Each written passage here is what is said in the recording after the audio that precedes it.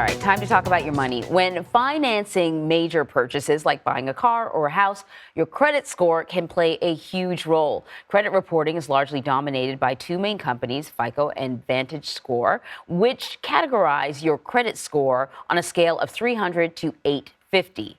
But there are a lot of misconceptions about reporting and what actually makes an impact when trying to raise your score. So here to help us clear some of those misconceptions up is Stefanie O'Connell Rodriguez. She's a personal finance expert and host of the podcast Money Confidential by Real Simple. Good to see you. Good morning. All right, let's get into this. This is such an important topic.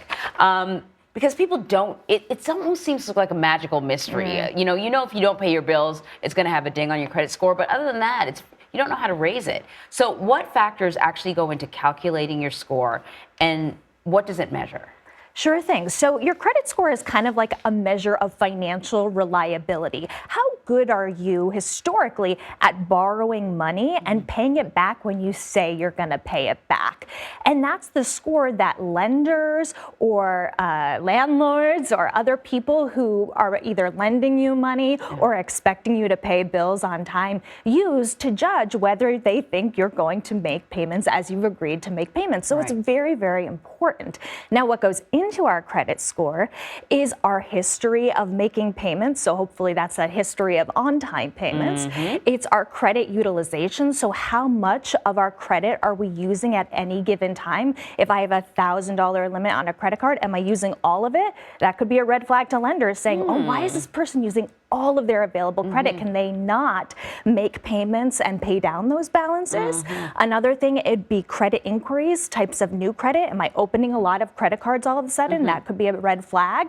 Another thing would be mix of credit. Can I handle revolving loans, installment loans? They want to see that you can handle different kinds of repayment plans. And then finally, the length of your credit history. So it really helps to have a really strong showing of your credit over time. So we know, okay, it's not just 1 year of credit history that we're looking back on, but maybe 10 years of on-time payments. That shows me you're really reliable. Let me ask you about the percentage of credit that you're using up, because I think, is there a magic number? Like, I use 30% of what I can, or something along those lines. I'm really glad you asked about credit utilization, because that's something that gets overlooked a lot. Again, that's this idea of of your total available credit limit, how much are you using at any given time?